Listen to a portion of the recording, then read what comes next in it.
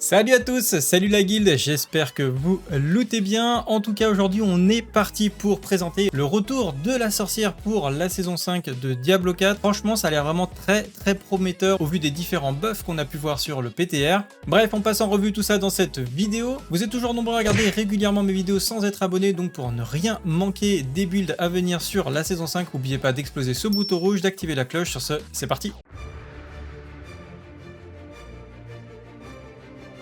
Le recrutement pour mon clan de Diablo 4 est ouvert. Nous avons maintenant deux effectifs, un effectif chill et un effectif push pour les joueurs les plus hardcore. On a agrandi un petit peu l'espace pour réunir 300 membres au lieu de 150 sur cette saison 5. On a été un petit peu limite sur la saison 4. Si ça vous intéresse de nous rejoindre sur le Discord, il faudra simplement cliquer sur le lien en description. Ensuite, relais accès, choisir Diablo 4. Ça vous débloquera la section ici. Vous aurez un canal pour faire vos invocations sur la saison 4 et bientôt, bien sûr, la saison 5. Donc partagez vos Duriel, Andariel, etc. Donc maximisez votre farming et je vous ai créé également un salon pour vendre vos objets et vos services directement. Donc un hôtel des ventes sur le Discord pour ceux qui n'ont pas envie de passer sur des sites. Et vous pourrez trouver plein de conseils de théorie crafting sur les différentes classes si vous avez des questions suite aux vidéos ou que vous avez un problème avec un des builds. Voilà, donc n'hésitez pas à nous rejoindre. Vous avez évidemment encore une fois le lien en description. Alors sur la saison 4, eh bien la sorcière, est-ce qu'elle s'en est bien sortie?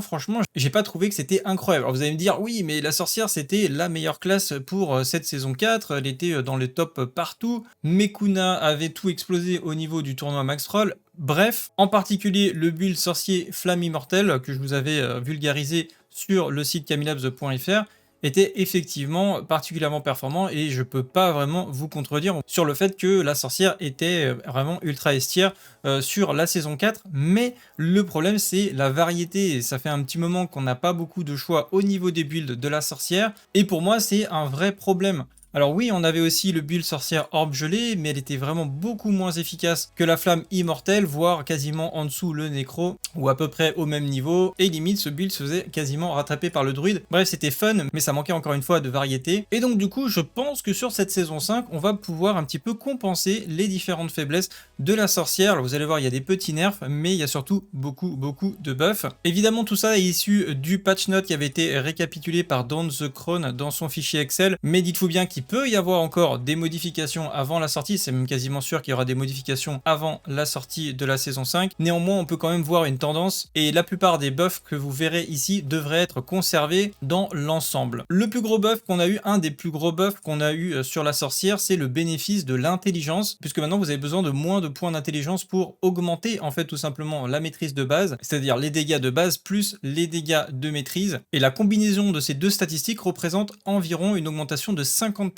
des dégâts de base de la sorcière par rapport à son intelligence, donc ça représente quand même un buff assez majeur et qui se ressentira très rapidement, je pense, quand vous allez commencer le leveling sur la saison 5, vous verrez une grosse différence de puissance sur votre sorcière par rapport à la saison 4. Au niveau des sorts, on a un buff assez léger mais qui peut avoir un impact sur la fin de jeu au niveau des hydres. Le bouclier de base de l'armure de glace a été augmenté, je pense pas que ça fera une grosse différence à ce niveau là, parce que c'est pas l'armure qui va scaler sur les points de vie, c'est vraiment l'armure de base, donc ça devrait pas changer grand chose. Peut-être pour le leveling ça peut quand même pas mal aider. La chaleur a reçu un énorme buff, alors je pense que c'est pas un sort qui était très utilisé en particulier sur la fin de jeu puisqu'on a tendance à utiliser justement de la génération de barrières, mais pour le leveling, vu comment ça a été augmenté, puisque c'était 1,5% quand vous avez les 3 points dans l'arbre de talent et jusqu'à 3% au maximum contre les boss, et ça passe à 6% par adversaire normaux et 12% par boss, c'est juste incroyable en termes de régène PV. Honnêtement, la chaleur en leveling ou pendant la Helltide, etc., je vois pas comment vous pouvez mourir. Honnêtement, vous allez récupérer tellement de points de vie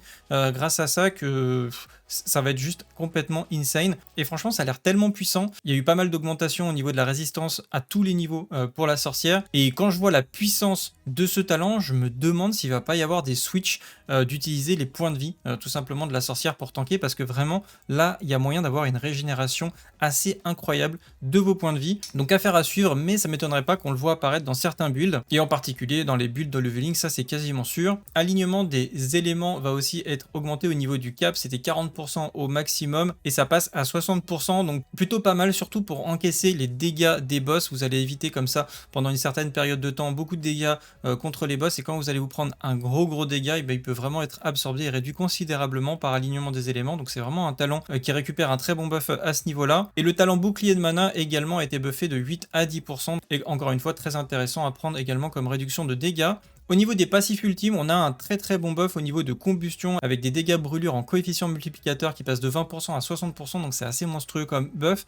Et le fracas, eh bien, malgré qu'il subit un up à ce niveau-là, il passe de 30% à 45%, mais par contre, il ne subit plus les dégâts de lui-même, et c'est ça qui faisait énormément de dégâts, en particulier sur le build, enfin la plupart des builds en fait qui allaient aussi haut dans la saison 4. Donc là, c'est clairement le nerf de ces builds-là. Il y avait deux paramètres qui faisaient que le sorcier flamme immortel allait aussi haut. Ça, c'était sa capacité à être en permanence invulnérable, ce qui a été nerfé de manière générale sur la saison 5, puisque toutes les invulnérabilités maintenant ne pourront pas lancer le CD du sort tant que le sort est toujours lancé.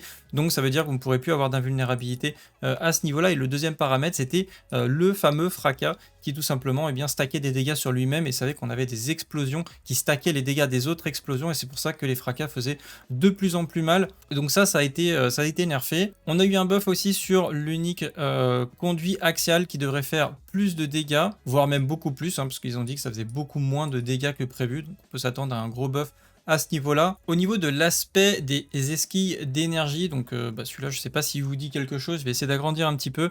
Il a été modifié en fait, il n'existe plus sous cette forme-là sur la saison 5.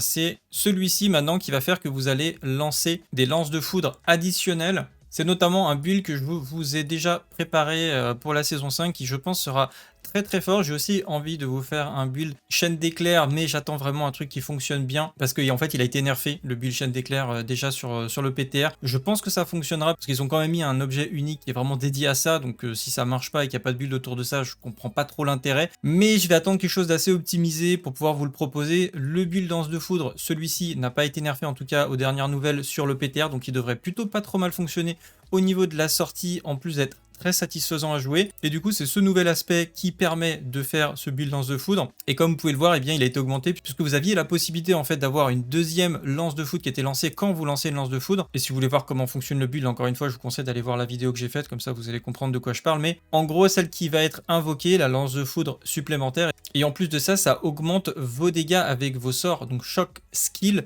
jusqu'à 40%, donc c'est un très bon buff à ce niveau là. Le Lightning Rod Aspect a aussi été buffé donc au niveau de la chaîne d'éclairs avec un pourcentage de chance d'avoir des dégâts supplémentaires. Il passe de 5 à 50-80% de dégâts supplémentaires, donc encore une fois une très bonne nouvelle pour le build chaîne d'éclairs. Et l'aspect de voile de neige qui vous rendait inarrêtable, augmenter votre armure, et bien en plus de ça il va vous donner 25% de réduction de dégâts, donc un très bon buff au niveau de cet aspect qui était déjà quand même très souvent joué, donc c'est plutôt cool. Au niveau des parangons, on a également de très bons buffs avec instinct bouillonnant dont le cap passe de 40 à 80% et il est changé à 1% par 20 d'intelligence au lieu de 1% par 25 d'intelligence en coefficient multiplicateur ici à ce niveau-là, donc très bon buff sur ce nœud légendaire. Conduction incessante aussi voit son cap augmenter à 120%, mais ils ont réduit par contre les dégâts de l'énergie crépitante, passe de 2 à 2% par tranche de 20 d'intelligence au lieu de 3%. Invocation élémentaire voit son cap augmenter à 60% et le scaling des dégâts feu, froid, food est augmenté de 5 et passe à 10%. Donc ils ont quasiment doublé ici le coefficient multiplicateur. Pour destin frigide également, ils ont haussé le cap de 30, il passe à 60% et le scaling de froid est augmenté de 10, il passe à 20% sur le coefficient multiplicateur, donc au niveau du bonus des dégâts sur les cibles vulnérables. Pareil pour chaleur ardente, ils augmentent le cap qui passe de 30 à 60% et le scaling des dégâts de feu sont augmentés de 10 à 20%. Et chute de glace également a un buff assez important puisque passe de 15 à 25% de dégâts de coefficient multiplicateur. Voilà, vous l'avez compris, globalement on a beaucoup de buffs pour la sorcière, ça donne pas mal de perspectives, notamment je pense au build hydre, lance de foudre et pourquoi pas des builds qui tournent autour du givre également, puisqu'on a vraiment beaucoup de buffs un petit peu dans tous les éléments. Ça va être difficile de savoir quel va être le meilleur build, même si je mettrai quand même une petite pièce sur la chaîne d'éclairs. Bref, pour vous, quel va être le meilleur build de la sorcière pour la saison 5? Quels sont vos pronostics? Peut-être que je ferai un petit sondage d'ailleurs dans la partie communautaire pour essayer de voir ce que vous en pensez. Et c'est tout pour aujourd'hui, j'espère que cette vidéo vous a plu. Si c'est le cas, likez et partagez. On se retrouve dans la prochaine. Salut à tous, c'est le Guild, ciao bye.